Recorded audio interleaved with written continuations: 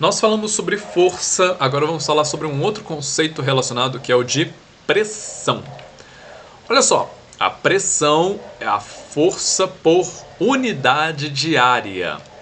Então, a pressão não é a mesma coisa que a força, mas ela está relacionada com o conceito de força, porque ela é definida como a força por área, ou por unidade de área. E ela é calculada como sendo pressão é igual a força dividido pela área. Então, vamos imaginar a seguinte situação. Você tem aqui um tijolo, por exemplo, e você vai colocar ele sobre uma superfície, uma mesa, nessas três posições. A posição 1, a posição 2 e a posição 3. Repara que nas três situações você está falando do mesmo tijolo.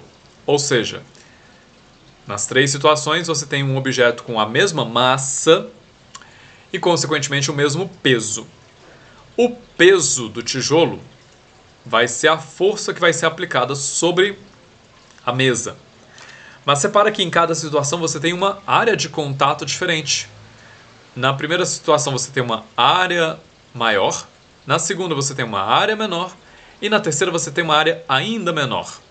Ou seja, o peso do tijolo está distribuído por uma área maior na situação 1 e por uma área menor na situação 2 e por uma área ainda menor na situação 3. Isso significa que a pressão em cada uma dessas situações é diferente. A pressão aqui é menor, já que você tem uma força distribuída por uma área maior. E a pressão aqui é maior, já que você tem a mesma força distribuída por uma área menor. Ou seja, a gente tem aqui uma relação inversa entre a pressão e a área. Para a mesma força, quanto maior a área, menor a pressão. É o que está acontecendo aqui. Uma área maior, uma pressão menor. Por outro lado, quanto menor a área, maior a pressão. E é o que está acontecendo aqui. Isso se aplica em várias situações. Por exemplo, uma pessoa que usa um salto, ela está distribuindo o peso dela por uma área bem menor. E a tendência desse saltinho aqui quebrar é muito grande, justamente porque a pressão sobre ele é muito grande. Da mesma forma, como a pressão aqui é muito grande, isso pode causar problemas na coluna ou mesmo no pé da pessoa. Outros exemplos, a gente pega uma faca, a gente quer amolar essa faca, o que a gente está fazendo? A gente está reduzindo a área de contato, a área de corte da faca, para com isso conseguir, aplicando a mesma força, gerar uma pressão maior. Agora, por outro lado, existem situações em que a gente quer diminuir a pressão. Tá?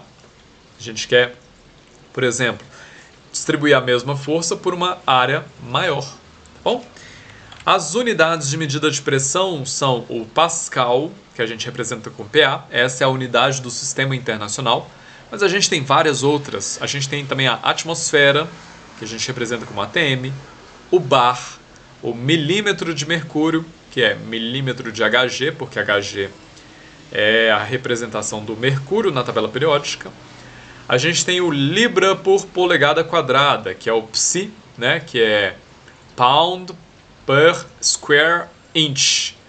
Inch é polegada, square é quadrado e pound é libra. Então é libra por polegada quadrada, tá? Psi.